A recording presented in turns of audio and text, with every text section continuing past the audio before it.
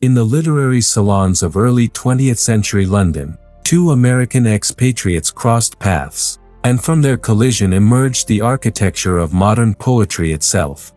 Yet what transpired between Ezra Pound and myself was not the rivalry many imagine, but something far more complex, a creative tension that would reshape how poetry could speak to fractured times. The story you've been told simplifies what was actually a profound collaboration disguised as intellectual combat. Where others see competition, I witnessed the necessary friction between two temperaments, his volcanic urgency meeting my contemplative precision, his revolutionary fervor challenging my reverence for tradition. Through years at Harvard, then in the drawing rooms of Bloomsbury, I learned that the greatest artistic partnerships emerge not from agreement, but from the productive struggle between complementary visions. What emerged from our dialogue was not merely two distinct poetic voices, but the very foundation of how modern consciousness could be expressed in verse. The fragments you find scattered through the wasteland bear the marks of his editorial hand, yet they speak in a voice that neither of us could have achieved alone. This is the untold story of how modernist poetry was forged in the crucible of friendship, disagreement, and mutual transformation. Chapter 1: The Meeting of Two Americas. When I first encountered Pound in those early London years, I recognized immediately that we embodied two distinct Americas seeking voice in the old world. He carried the frontier spirit, impatient, iconoclastic, ready to tear down whatever stood in poetry's path toward new expression. I brought the New England tradition of rigorous scholarship, the Puritan habit of examining experience through multiple lenses until meaning emerged from careful contemplation. Our differences were immediately apparent in how we approached the problem of modern poetry. Pound attacked tradition like a revolutionary, believing that genuine renewal required violent rupture with the past. His rallying cry to "make it new" carried the American assumption that innovation meant rejection of inherited forms. He saw in me, initially, what he called the last of the Victorians, too cautious, too reverential toward literary precedent. Yet what he failed to understand in those early conversations was that my relationship with tradition was not passive submission but active dialogue. While he wielded the past as material to be transformed, I sought to discover how the deepest insights of earlier ages could illuminate contemporary experience. My Harvard years had taught me that genuine originality emerges not from rejecting the past but from understanding it so thoroughly that innovation becomes inevitable. This fundamental disagreement about tradition's role in modern poetry created the productive tension that would define our collaboration. Where he saw ossified forms requiring destruction, I perceived living vessels capable of carrying new meanings. His impatience with my measured approach forced me to articulate why preservation and innovation could be simultaneous acts. My insistence on traditional continuity challenged his assumption that modernism required wholesale rejection of literary inheritance. The irony that emerged from our debates was that his revolutionary fervor needed my conservative instincts to achieve lasting form, while my reverence for tradition required his innovative energy to remain vital. Neither pure iconoclasm nor mere preservation could address the complexity of modern consciousness. What was needed was a synthesis that honored both the accumulated wisdom of ages and the unprecedented conditions of contemporary life. Chapter 2: The Art of Editorial Surgery. The transformation of the wasteland under Pound's editorial hand reveals the most intimate aspects of our creative partnership. When I brought him that sprawling manuscript in 1922, it was nearly twice its final length, a sprawling, sometimes confused meditation on spiritual drought in the modern world. What emerged from his surgical attention was not diminishment but distillation, proof that genuine collaboration can achieve what solitary effort cannot reach. His editing process was ruthless yet respectful, guided by an intuitive understanding of what the poem was trying to become. He excised my more conventional passages, the lengthy narrative sections that explained too much, the moments where I had fallen back into familiar Victorian rhythms.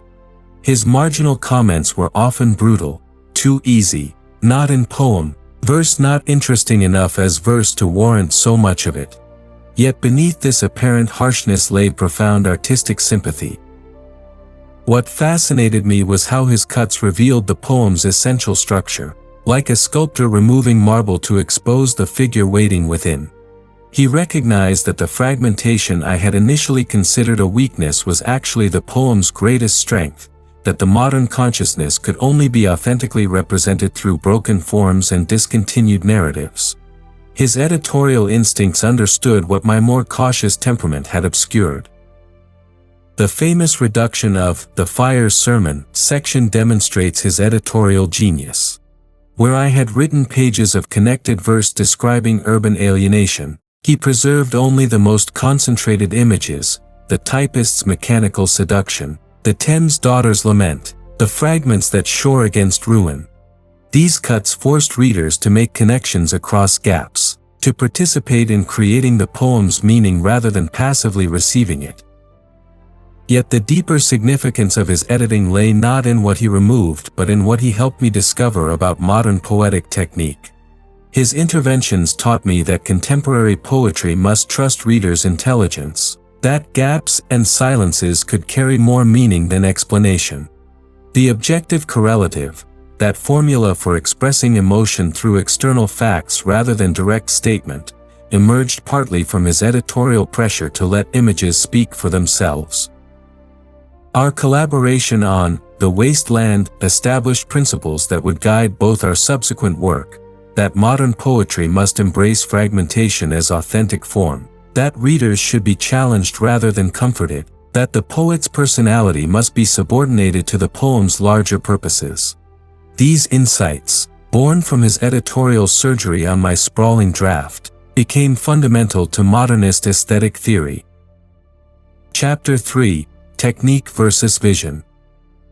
The most productive disagreements between Pound and myself centered on the relationship between poetic technique and spiritual vision.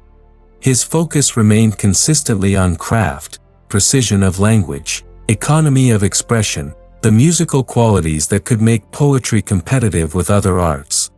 My concerns increasingly turned toward poetry's capacity to address the deepest questions of human existence, to serve as a vehicle for exploring meaning in apparently meaningless times.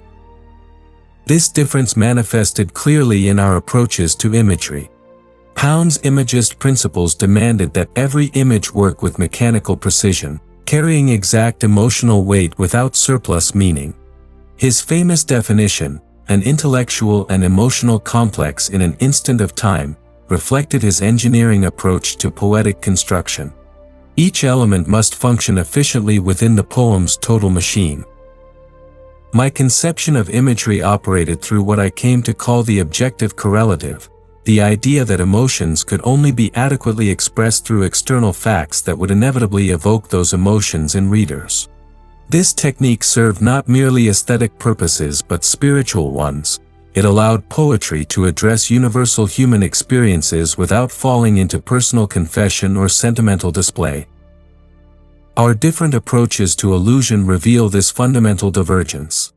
Pound used references to earlier literature as building materials, fragments that gained new meaning through juxtaposition in contemporary contexts. His cantos demonstrate this method: bits of classical texts, historical documents, personal memories woven into a collage that speaks to modern experience through accumulated cultural memory. My use of allusion served different purposes.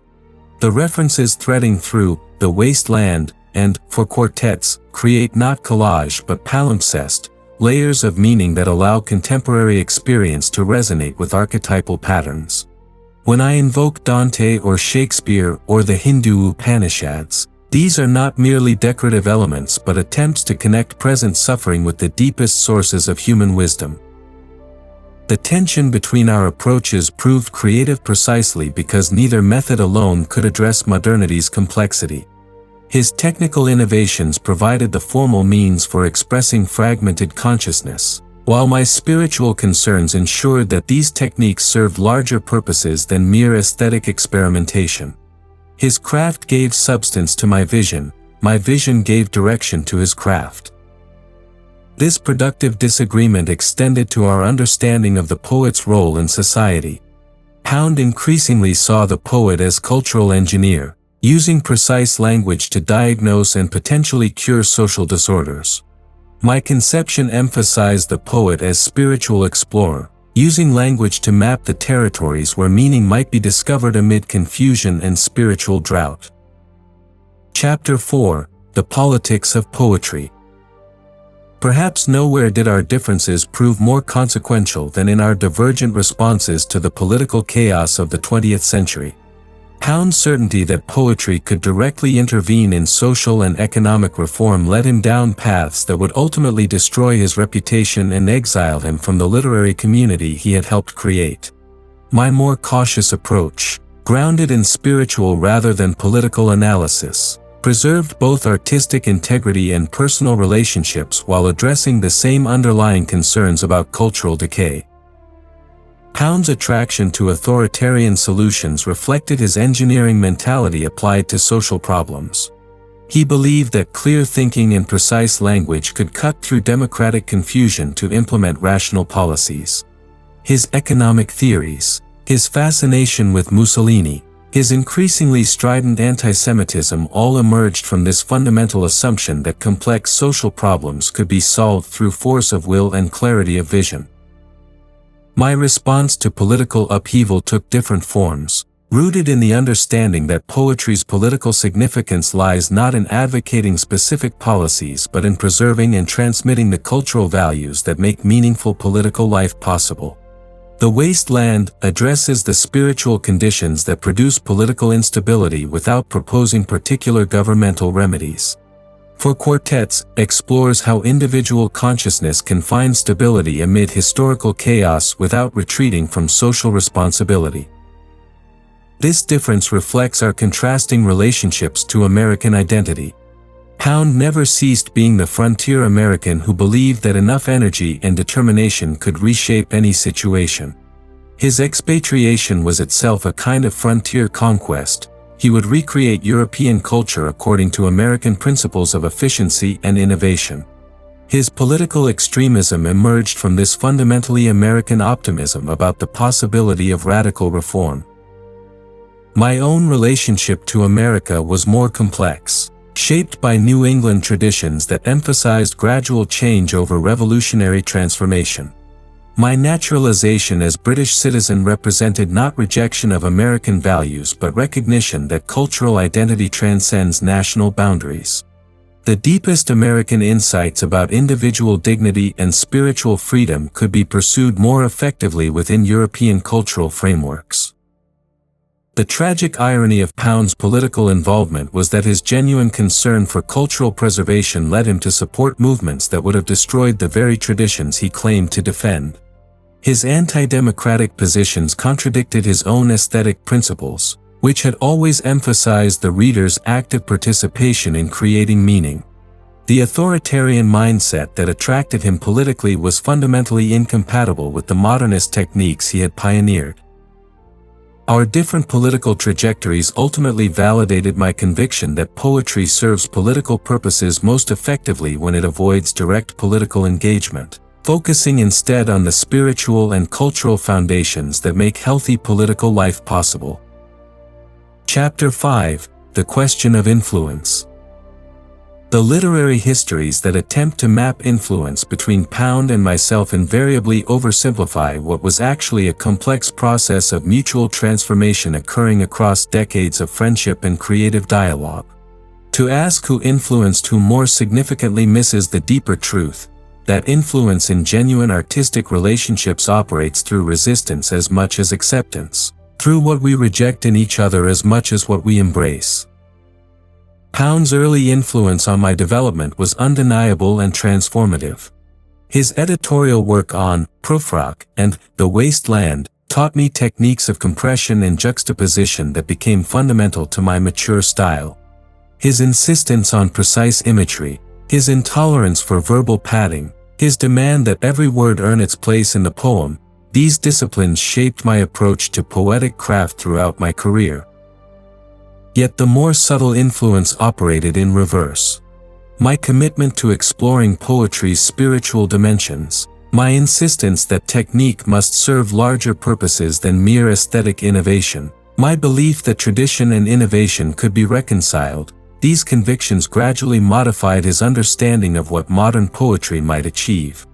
The increasing philosophical depth of his later cantos, particularly the Pisane sequence, reflects engagement with questions I had been pursuing since The Waste Land. Our influence on each other extended beyond specific techniques to encompass fundamental questions about the poet's vocation. Pound's early certainty about poetry's social mission was tempered by observing my more cautious approach to public engagement. My initial tendency toward excessive intellectualization was corrected by his demand for concrete imagery and emotional immediacy. The objective correlative, perhaps my most significant contribution to modern poetic theory, emerged partly from dialogue with his imagist principles. While he focused on the precision of individual images, I became interested in how sequences of images could convey complex emotional states without direct statement.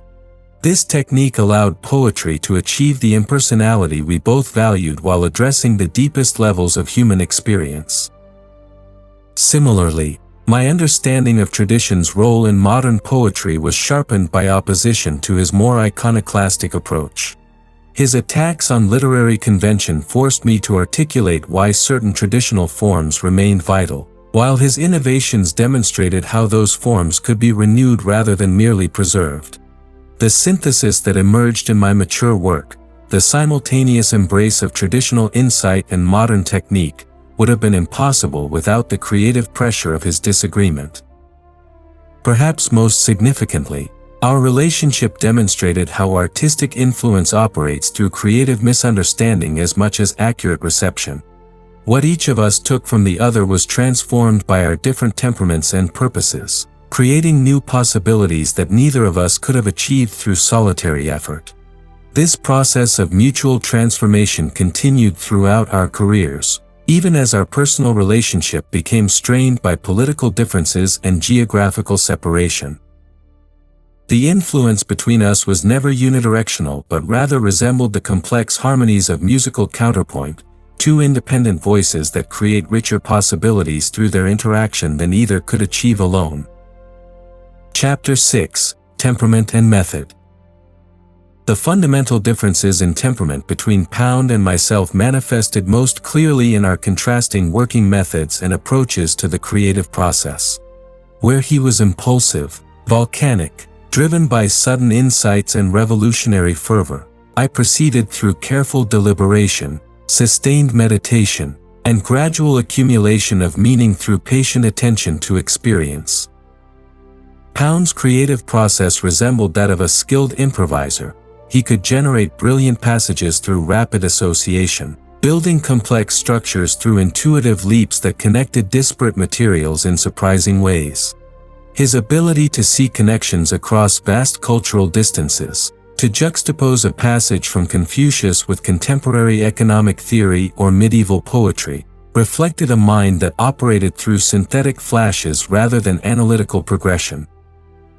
My own method required extended periods of contemplation, allowing experiences to settle into consciousness until their deeper patterns became visible. The composition of 4 quartets exemplifies this approach, each section emerging from prolonged meditation on specific places and moments until they revealed universal significance. I needed time for meaning to accumulate, for the intellectual and emotional elements to achieve proper balance. These different rhythms of creativity produce different relationships to revision and completion. Pound's manuscripts show constant tinkering, endless additions and modifications as new insights demanded incorporation. The cantos remained perpetually unfinished because his method generated material faster than it could be organized into final form. Each new discovery required rethinking the entire structure. My revisions operated through subtraction and refinement rather than addition. The movement from early drafts to final versions typically involved removing explanatory passages, eliminating connections that made meaning too explicit, trusting readers to supply the interpretive links. This process required confidence that the essential insights had been captured in the initial conception and needed only clarification, not fundamental reconstruction. Our different temperaments also shaped contrasting approaches to literary collaboration and influence. Pound thrived on artistic community, founding movements, gathering disciples, creating the networks of mutual support that sustained experimental literature. His correspondence with dozens of writers, his tireless promotion of others' work, his willingness to share ideas freely, all reflected his essentially collaborative nature. My inclination toward solitary work was not antisocial but reflected different needs of the creative process. The insights I sought required withdrawal from social stimulation, extended periods of silence and reflection that allowed the deeper patterns of experience to emerge. While I valued intellectual exchange, the actual work of composition demanded protection from external influence that might deflect attention from the inner voice. These temperamental differences ultimately proved complementary rather than contradictory. Pound's extroverted energy created the conditions within which experimental poetry could flourish, while my more introverted approach demonstrated how those innovations could address the deepest questions of human existence. His revolutionary enthusiasm prepared the ground, my conservative instincts ensured that what grew there would have lasting roots. The creative tension between our methods validated the principle that genuine artistic innovation requires both destructive and preservative impulses, both the energy that breaks down old forms and the wisdom that ensures new forms serve enduring purposes. Chapter 7: Legacy and Reconciliation. As the decades have passed since those early years of modernist ferment, the true significance of my relationship with Pound has become clearer. Freed from the personal tensions and political disagreements that once obscured our deeper artistic kinship. What emerges from retrospective examination is not the story of rivalry or influence flowing in one direction, but something more complex and ultimately more valuable, a demonstration of how genuine artistic collaboration can transcend personal limitations to create possibilities neither participant could have achieved alone. The political catastrophe that destroyed Pound's reputation and led to his imprisonment should not obscure his fundamental contributions to modern poetry, just as recognition of those contributions need not excuse his political errors. The tragedy of his later years lay precisely in his abandonment of the collaborative spirit that had made his early work so valuable.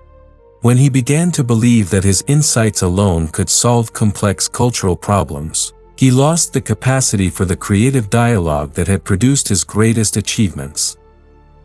Our different fates illuminate the importance of intellectual humility in artistic work.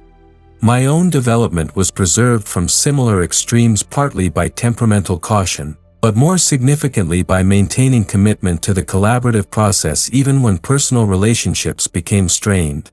The conversations with other writers, the engagement with readers through essays and lectures, the continued dialogue with tradition, these practices prevented the isolation that allowed Pound's thinking to become rigid and eventually destructive. Yet the positive legacy of our partnership extends far beyond whatever personal wisdom either of us might have gained. Together, we demonstrated how modern poetry could address the fragmentation of contemporary experience without abandoning either intellectual rigor or spiritual depth. The techniques we developed, the use of fragmentation as authentic form, the objective correlative, the integration of multiple cultural traditions, the trust in readers' intelligence, became fundamental tools for subsequent generations of writers. More importantly, our collaboration showed how apparent opposites could be reconciled within artistic practice. The tension between tradition and innovation, between technique and vision, between individual voice and cultural responsibility, these contradictions that seemed irreconcilable in theoretical discussion found synthesis in actual poems. The Waste Land could never have emerged from either pure traditionalism or pure iconoclasm, but only from the creative friction between both impulses. The influence of our partnership extends beyond poetry to encompass broader questions about how intellectual collaboration can function in democratic societies. At our best, We demonstrated that disagreement need not lead to demonization, that fundamental differences in temperament and conviction could generate creative rather than destructive outcomes. The models of discourse we established in those early years, rigorous but respectful, challenging but not dismissive, offer examples still relevant to contemporary cultural debates. Perhaps most significantly, our relationship proved that American literature could engage with international traditions without losing its distinctive character. Both of us were Americans who found our voices through encounter with European culture, yet the poetry we produced spoke to specifically American concerns about meaning, community, and spiritual purpose in democratic society. This synthesis of local and universal elements became a defining characteristic of American modernism. The final reconciliation between our different approaches came through recognition that both were necessary for addressing the complexity of modern experience. Neither pure technique nor pure vision, neither pure innovation nor pure tradition, could encompass the full range of what poetry might achieve in fractured times. Conclusion. The story of Pound and myself is ultimately the story of how genuine artistic collaboration transcends personal relationships to serve larger cultural purposes. What began as the meeting of two young Americans seeking their voices in London became a creative partnership that helped define the possibilities of modern poetry. Our differences were real and sometimes painful, yet they produced insights that neither of us could have achieved alone. The creative tension between his revolutionary energy and my contemplative precision, between his technical innovations and my spiritual concerns, generated new possibilities for how poetry could address the fragmentation of contemporary life while preserving connection to the deepest sources of human meaning. For readers today, our partnership offers both inspiration and warning. It demonstrates how intellectual disagreement can become creative collaboration when approached with mutual respect and shared commitment to artistic excellence. Yet it also shows how isolation from collaborative dialogue can lead to extremism and artistic sterility. The modernist poetry that emerged from our dialogue continues to speak to contemporary concerns because it was forged in the recognition that authentic art must embrace both innovation and tradition, both individual voice and cultural responsibility. This synthesis remains as necessary today as it was in those early years when we first discovered that two Americas could become one voice singing the complexity of modern consciousness.